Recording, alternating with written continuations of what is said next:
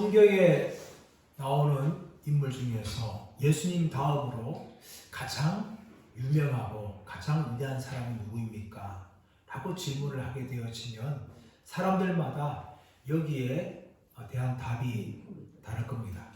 만약에 저에게 이런 질문을 한다면은 저는 사도 바울이라고 그렇게 자신있게 말할 수가 있습니다. 물론 사도 바울 말고도 사도행전을 보게 되어지면 이 사도행전 초기에 사도 베드로가 정말 강력하게 역사하여 쓰임받는 것을 기록하고 있습니다. 하지만 사도행전 9장부터 시작해서 사도 바울이 부르심 받은 이후로부터 사도행전은 사도 베드로 중심에서 사도 바울로 옮겨가고 그를 중심으로 사도행전이 전개되고 기록되고 있는 것을 볼 수가 있습니다. 바울은 사도로 부름받은 후에 선교사로 떠나고 각 지역을 다니면서 교회를 세웠습니다.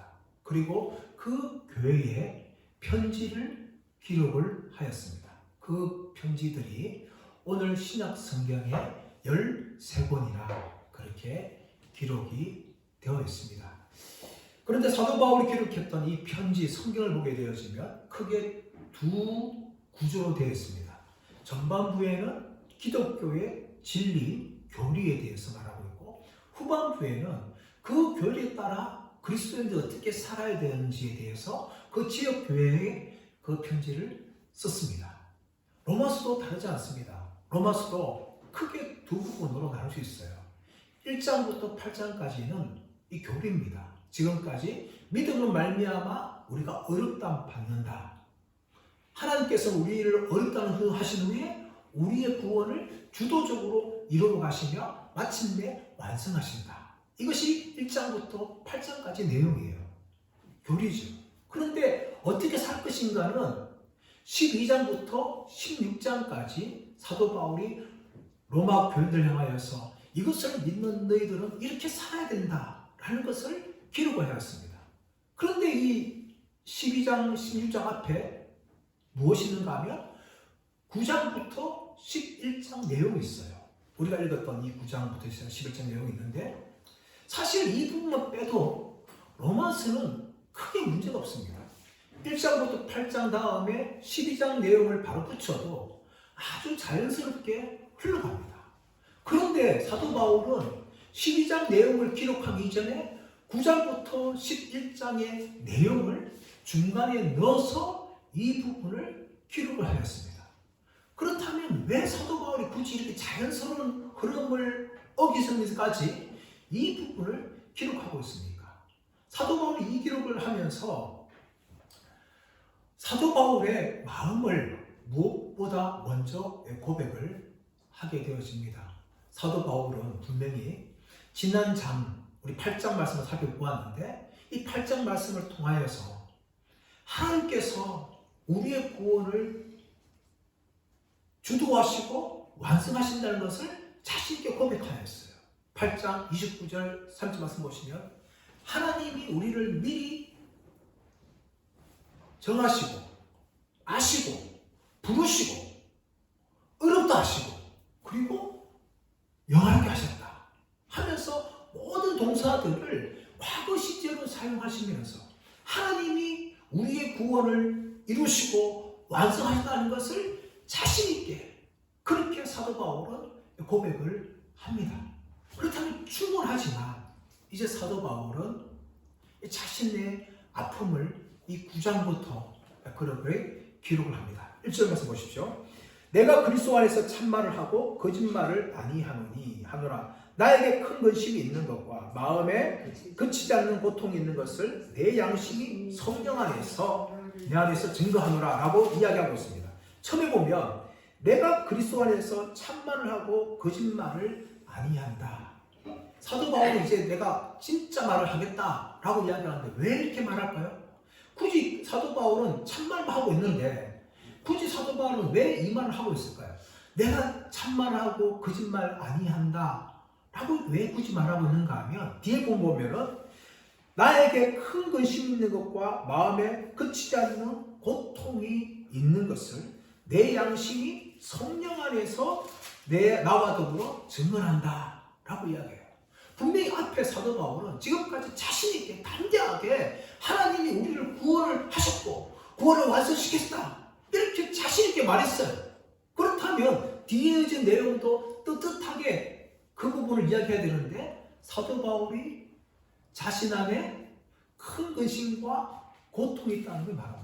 앞에 8장 부분을 이야기한 것과 지금 말하는 부분이 굉장히 어색해요.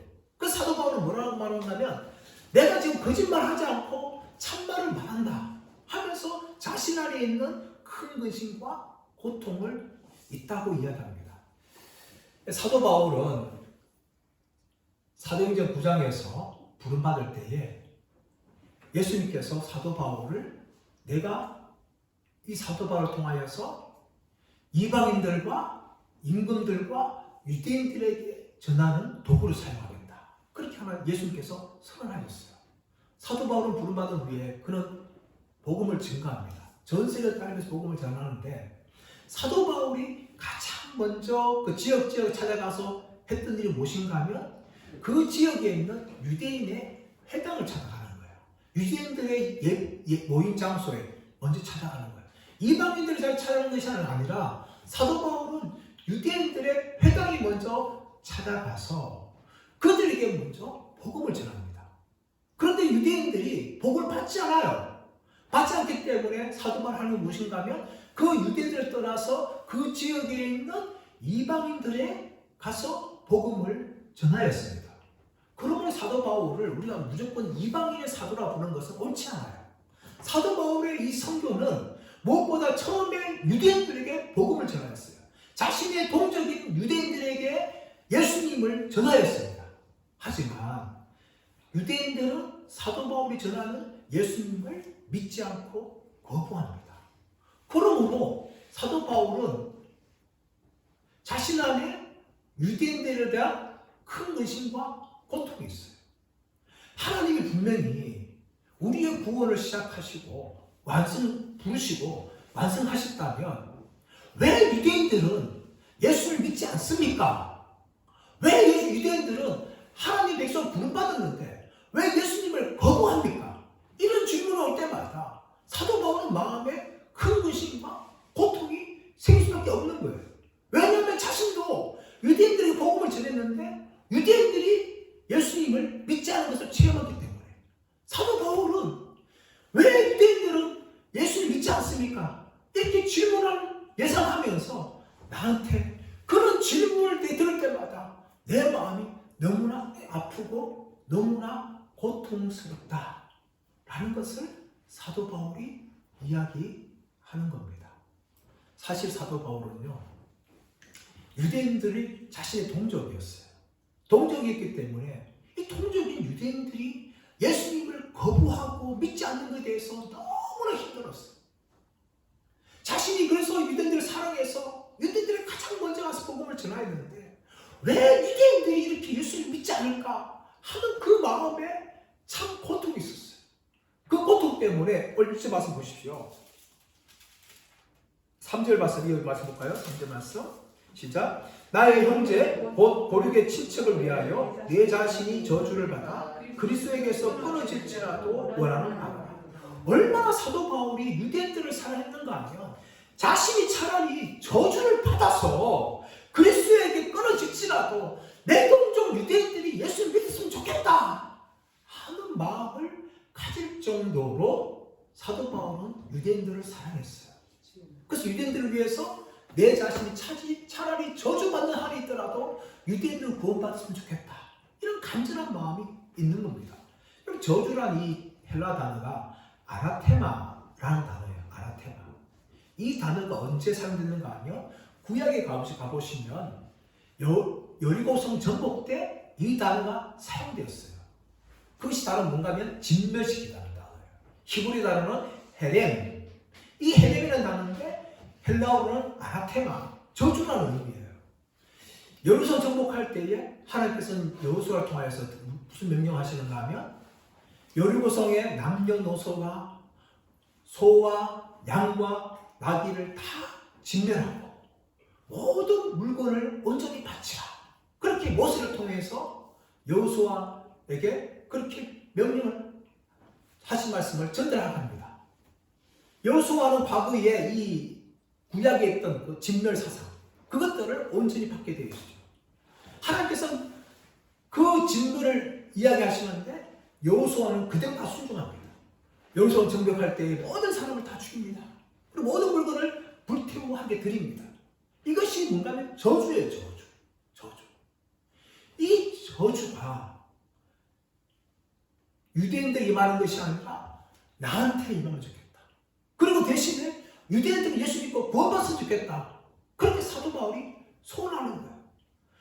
그런데 이토록 사도 바울이 이렇게 소원하는 것은 사실 굉장히 사도 바울 편에서 봤을 때, 인간적으로 봤을 때는 맞지 않는 겁니다. 왜냐하면 사도 바울만큼 유대인들에게 핍박받은 사람이 없습니다. 유대인들에게 복음을 증거하면 증거할 때마다 사도 바울은 온갖 핍박받았어요. 때로는 돌로 침을 당하여서 거의 죽게 되었고, 때로는 어떤 사람들이 암살하려고 했어요.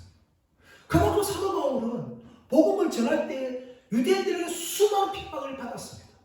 그 핍박받았다면 어떻게 사도 바울이 자신이 유대인들을 대신해서 저주를 받고 유대인들이 구원받았으면 좋겠다 이런 말을 할 수 있을까요? 그러나 사도 바울은 동족 유대인을 너무나 사랑했기 때문에 자신을 아무리 핍박했다 할지라도 사도 바울은 내가 유대인 대신에 저주를 받고 유대인들이 구원받았으면 좋겠다 라는 마음을 지금 하고 있는 겁니다. 또 8장까지 주어진 말씀 보게 되어지면 사실 사도 바울은 저주받을 수 없어요. 왜냐하면 예수 믿는 사람들은요 하나님 사랑에서 끊어질 수가 없어요. 사도 바울이 로마서 8장에서 무슨 고백하고 있습니까? 내가 확신하노니 사망이나 생명이나 천사들이나 권세자리나 현재일이나 장래일이나 능력이나 높음이나 깊음이나 다른 어떤 피조물이라도 우리를 그리스도 예수 안에 있는 하나님 사랑에서 끊을 수 없다. 이게 사도 바울의 확신이에요. 그러므로 사도 바울이 아무리 내가 저주받기 원한다 하더라도 저주받을 수가 없어요. 그 어떤 것 하나님 사랑에 끊을 수가 없어요. 그런데 불구하고 사도 바울은 자신의 동족을 너무나 사랑했기 때문에 내가 대신 저주받더라도 내 동족이 구원받기 원한다. 그렇게 사도 바울이 간절히 원했다는 겁니다. 이런 마음은 사실 모세의 마음이었어요. 출애굽기 12장 말씀 가보시면 32장 말씀 가보시면 이스라엘 백성들이 모세가 시내산에 있을 때에 금송아지를 숭배합니다. 하나님이 진노하셨어요. 모세에게 말합니다. 모세야 내가 저 이스라엘 백성을 다 쓸어버리고 너로 말미암아 새로운 민족을 시작하겠다. 그때 모세가 하나님 간절히 기도하면서 하나님 이 이스라엘 민족을 불쌍히 여겨 주옵소서. 그렇게 기도하면서 모세가 출애굽기 32장 32절 이렇게 말하고 있습니다. 그러나 그들의 죄를 사여 주옵소서. 그렇지 아니하시오면 원하건대 주께서 기록하신 책에서 내 이름을 지워 버려 주옵소서. 모세는 자신의 이름이 주님이 기록한 책에서 사라진다 할지라도 하나님이 이스라엘 민족을 용서해 주셔야 됩니다. 그렇게 간절하게 기도하였어요. 이런 모세의 마음이 사도 바울의 마음이었습니다. 아무리 유대인들이 예수님을 믿지 않고 거부한다 할지라도 하나님 저 이스라엘 민족을 구원하여 주옵소서. 대신 나를 저주하여 주옵소서. 그렇게 사도 바울이 간절하게 그렇게 기도합니다. 근데 여러분 사실 유대인들이 가지는 특권만 생각하면요 유대인들은 예수님을 거부하면 안 됩니다. 예수님을 믿기에 충분한 그들은 신앙적인 유산을 가지고 있었어요. 그것을 4절에서 5절 말씀을 이야기하고 있죠. 4절 말씀 보시면 그들은 이스라엘 사람이라 그들에게 무엇이 있어요? 양자됨이 있다. 양자됨. 출애굽기 4장 22절 말씀 보시면 하나님께서 모세에게 바로에 가서 말을 전하라 하면서 하신 말씀이 무엇인가 하면 이스라엘은 내 아들이라 내 장자라 그렇게 말하라고 모세에게 전하였습니다. 이스라엘 백성들은 한 선택된 백성들이었고 하나님에게는 백성이면서 동시에 아들이었어요. 양자되었습니다. 하나님의 백성이고 하나님의 아들들이었어요. 두 번째 뭡니까?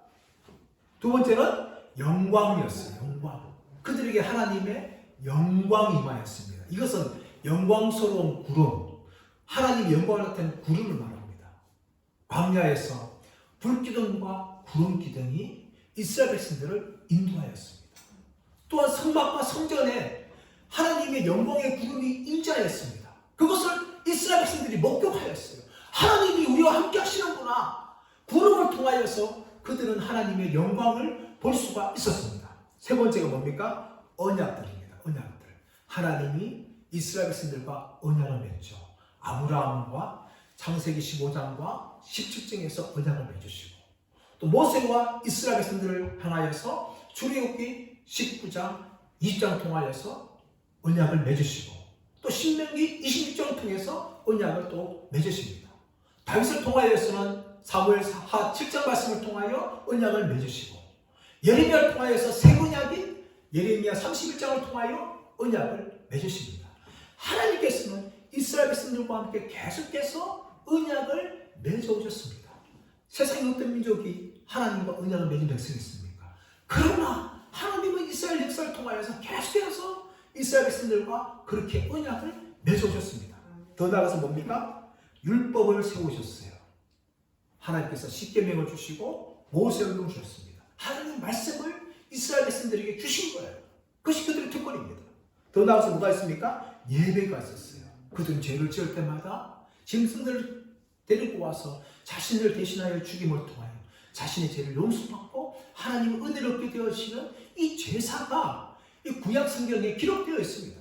유대인들은 그것을 경험했던 사람들이었어요. 그뿐만 아니라 약속들이 있습니다. 이 약속들은 무엇인가 하면 하나님께서 이스라엘 백성들에게 메시아를 주시겠다, 예수님의 탄생에 대한 약속들을 주셨습니다.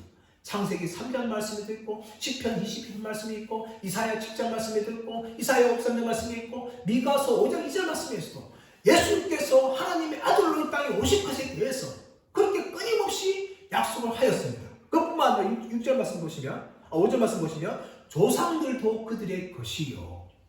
성경의 구약 성경에 나오고 있는 조상들, 이름이 얼마나 많이 나옵니까?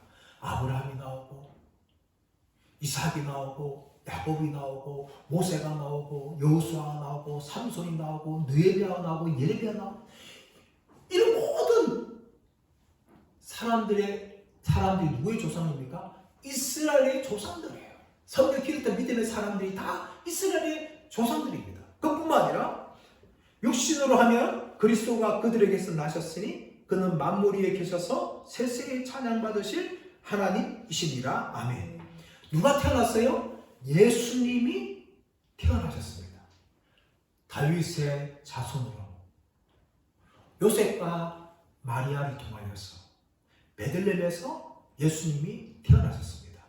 그럼 예수님은 어느 민족 사람이에요? 이스라엘 민족 사람이자 유대인입니다. 유대인.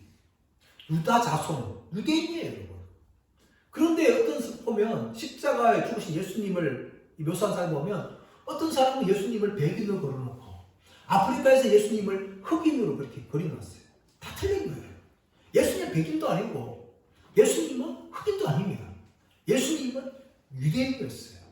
유대 나라에 태어나셨고 유대 말을 사용하셨고 유대 문화를 겪으면서 그렇게 43년 동안 사셨던 분이 바로 예수님입니다. 실제 예수님은 그렇게 우리 인간의 몸을 땅에 입고 오셨고 또 우리의 죄를 위해서 인간의 몸으로 십자가에 죽으셨습니다. 그런데 그 예수님께서 어떤 분이라고요? 찬양받으시기에 합당하신 하나님이라고. 이 말이 무슨 말입니까? 예수님은 단순한 인간이 아니라 예수님은 하나님의 아들이시며 근본 하나님의 본체다 라고 사도 바울이 말하고 있는 겁니다. 그러므로 그 예수님께 모든 영광을 올려드려야 되는데 바로 그 예수님이 유대인으로 오셨다. 그렇다면 유대인 너희들이 예수님을 왜 거부하고 있느냐? 믿는 것이 당연한 것이 아니냐? 그렇게 사도 바울이 말하는 거죠. 현실은 뭡니까? 이런 유대인들이 예수님을 믿지 않아요. 그래서 어떤 질문이 생기는가 하면 사도 바울 보십시오. 그렇다면 하나님의 약속 잘못된 거 아닙니까? 그렇게 질문한 사람들이 생길 수가 있어요. 여기서 6절 말씀 보십시오. 그러나 하나님의 말씀이 폐하여진 것 같지 않도다. 이스라엘에서 난 그들이 다 이스라엘이 아니요. 물론 현실은 지금 유대인들 상당수가 예수 믿지 않는다. 하지만 그것이 하나님의 약속을 피한 것이 아니다. 왜냐하면 이스라엘에서 난 그들이 다 이스라엘이 아니기 때문이다 라고 이야기합니다. 우리가 기억을 돌이키면 로마서 4장 말씀을 살펴볼 때에 아브라함의 후손이 단지 육신이 태어난 사람이 아브라함의 후손이 아니라 예수님을 믿는 사람들이 아브라함의 후손이다 라고 사도 바울이 말한 것을 기억합니다. 그러므로 이스라엘이 다 이스라엘이 아니라는 것은 무슨 말이에요? 단지 이스라엘 백성으로 태어났다 해서 하더라도 그 모든 사람들이 진짜 이스라엘이 아니다. 참 이스라엘이다. 육적인 이스라엘은 가짜 이스라엘이고 참 이스라엘이 있는데 그 이스라엘은 바로 예수님을 믿는 사람들이다. 그 사도 바울이 지금 말하고 있는 겁니다. 그를 통해서 사도 바울은 두 가지를 통해 설명을 하는데 7절에서 9절 말씀 보시면 아브라함의 후손 중에서 오직 이삭으로 태어난 사람들만이 아브라함의 후손이라고 인정받는다는 것을 이야기합니다. 그리고 아브라함은 사실은 3명의 아내를 두었어요. 첫째가 사라입니다. 사라. 근데 사라가 임신하지 못하니까 사라가 어떻게 이야기합니까? 내 젊은 몸종인 하갈을 통해서 아들을 낳읍시다. 그래서 하갈을 준 거예요. 그래서 하갈을 준 누굴 낳았어요? 이스마엘을 낳았어요. 이스마엘. 그러고 난 후에 아브라함이 99세 때에 하나님 약속하지 않습니까? 내년 이맘때에 네 아내를 통하여 아들을 줄 것이다. 그렇게 태어난 아들이 뭡니까? 이삭이에요.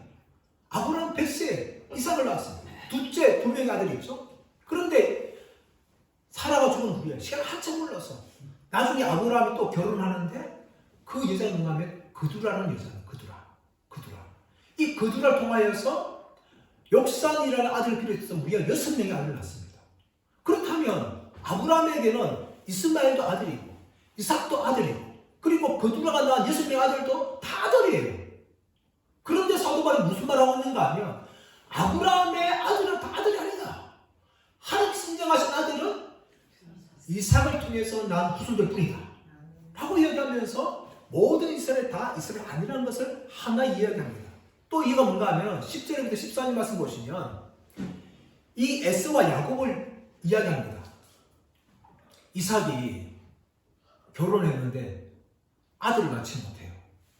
어떻게 하는가 하면 이삭이 자신 아내 리브가의 임신을 위해서 하나님께 간절히 기도합니다.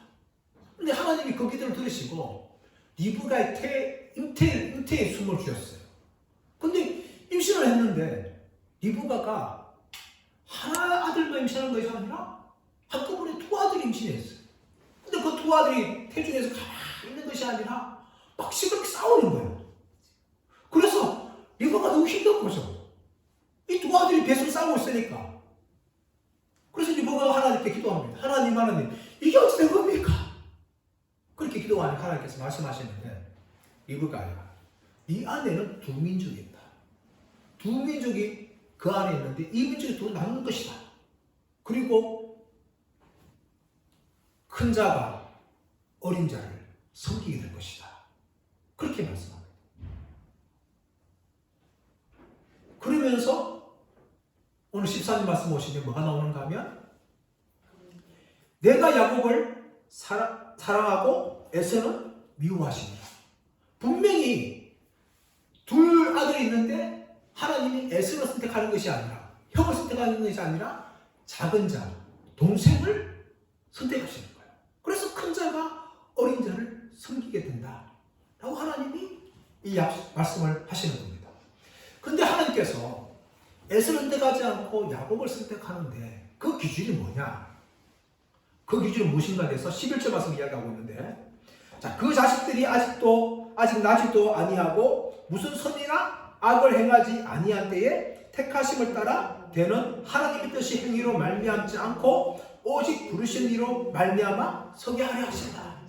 2 가지 기준입니다. 하나는 무엇인가 하면 그들이 무엇인가 야곱이 하나님께 선택받을 만한 행동을 하지 않았다는 겁니다. 아직도 나지도 아니하고 무슨 배 안에서 무슨 선이나 악을 행하지 않을 때에 하나님 누굴 선택하신 거예요? 야곱을 선택하신 거죠. 야곱. 그리고 그 뜻은 뭡니까? 하나님의 뜻대로 선택하신 거예요. 하나님한테 야곱을 선택해 주십시오 라고 리브가 말한 것도 아니고, 또 야곱이 무엇인가 선한 일을 해서 선택받은 것도 아니라 하나님의 뜻 가운데에 하나님이 에스를 선택하지 않고 야곱을 선택했어요. 그래서 야곱이 아브라함 믿음의 후손이 되는 겁니다. 이런 거 봤을 때에 우리는 질문을 가지고 있는 거예요. 어떤 질문을 가지고 있는가 하면, 그렇다면 하나님은 불의한 분 아닙니까? 모든 사람 다 선택해야 되지. 왜 아브라함 자손 중에는 이삭만 선택하고, 또 이삭의 두 아들 중에 에스와 야곱 다 선택하지 않고 야곱만 선택하는 겁니까? 이 불의한 겁니다. 하나님이시라는 모든 사람 다 선택해야 되죠. 그렇게 얼마든지 따질 수가 있는 겁니다. 여기에 대해서 14절 말씀 이렇게 얘기하고 있죠. 자, 그런즉 우리가 무슨 말 하리요? 하나님께 불의가 있느냐? 그럴 수 없느니라. 여기에 대해서 우리는 아무런 말할 자격이 없다. 하나님께 불의가 있느냐? 아니다. 하나님은 불의한 분이 아니다 라는 것을 이야기하면서 15절 16절 말씀 보시면, 모세에게 이르시되 내가 긍휼히 여길 자를 긍휼히 여기고 불쌍히 여길 자를 불쌍히 여기리라 하셨으니, 그런즉 원하는 자로 말미암도 아니요 다른 박질을 하는 자로 말미암도 아니요 오직 긍휼히 여기시는 하나님으로 말미암으니라. 자, 하나님이 아브라함의 아들 중에 이삭만 선택하시고 이삭의 두 아들 중에 야곱만 선택한 것은 무엇인가 하면 하나님의 긍휼하심이다 라고 이야기합니다. 하나님의 긍휼. 하나님의 베푸시는 은혜. 하나님 베푸신 은혜 때문에 이삭만 선택하시고 에스가 아니라 야곱만 선택했다는 거예요. 하나님의 긍휼. 하나님의 긍휼은요, 의무가 아닙니다. 우리가 생각하는 것처럼 하나님 에스와 야곱을 다 선택해야 되지, 왜 야곱만 선택하십니까? 이렇게 따질 수 있는 문제가 아니라는 거예요. 왜냐하면 긍휼을 베푸는 것은 의무가 아니라 그냥 은혜로 주어지는 거기 때문입니다. 하나님이 이삭을 선택하시는 것도 하나님의 은혜고, 그리고 하나님이 야곱을 선택하는 것도 하나님의 은혜를 말미암아 긍휼이라는 겁니다. 왜 그것이 긍휼인가 쉽게 설명하면은, 자, 어느 학교에 학생들이 굉장히 많습니다. 한 학년에 100명, 200명 있어요. 그런데 어느 자선 사업가가 자신의 돈을 가지고 그 학교에 있는 학생들 중에서 100명, 200명 중에서 단지 20명을 뽑아가지고 장학금을 주기로 했습니다. 여기에 대해서 만약에 어떤 사람들이 그 사람 따질 수 있는 거예요. 아니, 당신 돈이 많다면 이 100명이면 다 줘야 되지 않습니까? 20명만 주는 거는 당신 불의한 겁니다. 이렇게 따지는 것이 말이 될까요? 안 될까요? 말이 안 되는 거죠. 왜냐하면 아무리 돈이 많아도 그 돈은 누구 돈이에요? 그 자선 사업가의 돈이에요. 그러므로 그 돈을 가지고 20명에게 장학금을 주던 30명 장학금을 주던 그건 자선 사업가의 마음입니다. 그래서 그 장학금을 받는 사람들은 뭘 입은 거예요? 긍휼을 입은 겁니다. 나머지 사람들은 긍휼을 입지 않은 거예요. 그래서 긍휼 입지 않은 사람들이 왜 우리는 안 주냐고, 당신 나쁜 사람이라고 그렇게 따지는 것은 아무런 소용이 없는 겁니다. 단지 장학금 20년 받은 것에 대해서만 감사할 수 있는 것이 이 사람의 도리라는 거죠. 이것이 여러분 구원에도 동일하게 적용되어지는 겁니다. 하나님이 사람들을 구원하기로 선택하셨는데 지구에 있는 60을 다 선택하지 않았어요. 숫자가 모르지, 몇 명인지 모르겠지만 하나님께서는 구원할 사람들을 선택해 주시고 그들을 때가 되어서 불러주시고 예수 믿게 하고 구원받게 하셨어요. 그것이 뭡니까? 하나님의 긍휼이에요. 모든 사람이 다 죄인입니다. 예를 들어서 자선사업가 다 학생이에요. 학생을 죄인으로 비교해 보세요. 그런데 그 학생들 중에서 20명 받는 건 긍휼을 입은 거죠. 마찬가지로 우리 모두가 다 죄인인데 하나님의 선택으로 말미암아 우리가 구원받게 된 것은 우리에게 긍휼이 임한 겁니다. 그런데 하나님 긍휼 받지 못한 사람들이 왜 우리를 구원하지 않습니까? 라고 하나님께 불의하다고 따질 수 있는 문제가 아니라는 거죠. 그것을 사도 바울이 17절 18절 말씀 통해서 이스라엘과 바로를 들어 설명합니다. 출애굽시킬 때에 하나님께서는 이스라엘 백성들을 자기 백성으로 삼으시고 그들을 구원하셨습니다. 출애굽시켰어요. 그런데 바로는 어떻습니까? 하나님께서 심판의 도구를 사용하셔서 그 바로를 통하여 하나님의 위대하심을 드러내고 바로는 더욱더 악해져서 하나님께 심판을 받았습니다. 18절 말씀 보시면 하나님께서 하고자 하는 자를 긍휼히 여기시고 하고자 하는 자를 완악하게 하신다라고 이야기하는데 바로는 얼마나 완악한 사람이었습니까? 모세를 통하여서 하나님이 바로에게 내 백성을 보내라 말했지만 바로는 스스로 강팍해서 보내지 않았습니다. 그러자 하나님께서는 바로를 더욱더 강팍해 하셨어요. 하나님께서 일부러 바로를 강팍해 하신 것이 아니라 이미 강팍해진 바로를 그냥 내버려 두니까 바로가 더욱더 강팍해진 거죠. 그러므로 말미암아 하나님은 바로를 심판하시고 이스라엘 백성들만 구원하시는 겁니다. 이것을 우리의 구원을 적용하게 되어지면 우리는 다 하나님의 심판받아야 될 바로와 같은 자들이었습니다. 그런데 이 바로와 같은 자들 중에서 우리를 하나님의 백성으로 삼아주시고 우리를 구원해 주셨어요. 그렇다면 우리에게 무엇이 임한 겁니까? 은혜가 임한 거죠. 하나님의 긍휼이 임하였어요.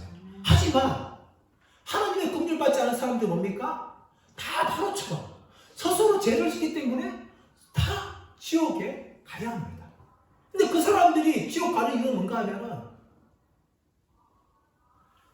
그들이 스스로 죄를 지었기 때문입니다.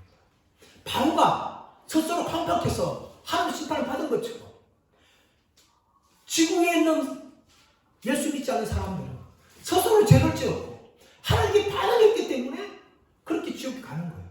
그러나 우리도 동일하게 하나님의 심판을 받고 지옥에 가야 되지만 하나님이 특별히 우리를 불쌍히 여기셔서 우리를 구원해 주신 것이에요. 이것이 바로 우리에게 임한 구원입니다. 하나님의 긍휼과 은혜가 우리에게 임한 겁니다.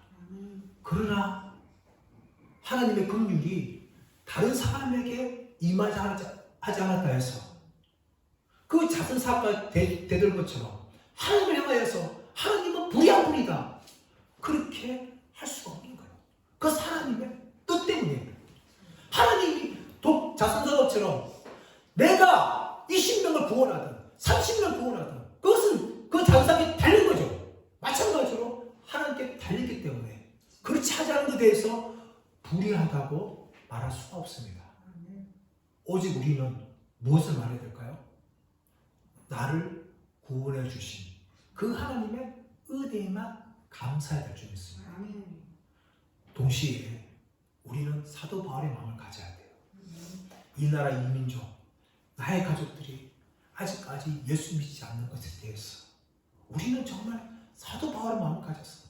하나님 차라리 내가 저주받다 할지라도 내 가족을 구원하여 주옵소서.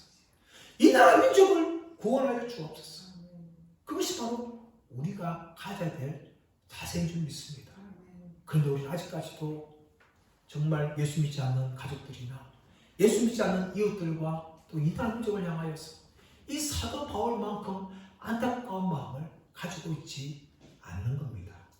우리가 구원받은 것 자체가 얼마나 감사한지 모릅니다.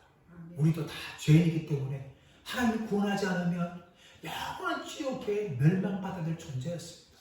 그럼 하나님은 내가 특별하게 우리에게 임하여서 이 구원이라는 선물을 우리에게 주셨습니다. 그러면서 우리는 이 구원받은 것에 감사하지만 아직도 구원받지 못한 우리의 가족들과 또 이웃들과 이 나라 민족을 바라보면서 하나님 사도 바울의 마음을 나에게 주셔서 제가 그들을 위해서 눈물로 기도하고 그들을 위해서 힘써 복음을 전함을 통하여서 나의 사랑하는 가족들이 나의 사랑하는 이웃들이 친척들이 나의 사랑하는 이 민족이 구원받는 은혜가 나를 통하여서 일어나게 하여 주옵소서. 이것이 바로 저와 여러분의 기도 제목이 되기를 축복합니다. 그래서 우리를 통하여서 나의 가족이 구원받고 이웃과 친척이 구원받고 친구가 구원받고 이 나라 민족이 구원받는 놀라운 역사가 일어나시기를 예수님의 이름으로 축원드립니다.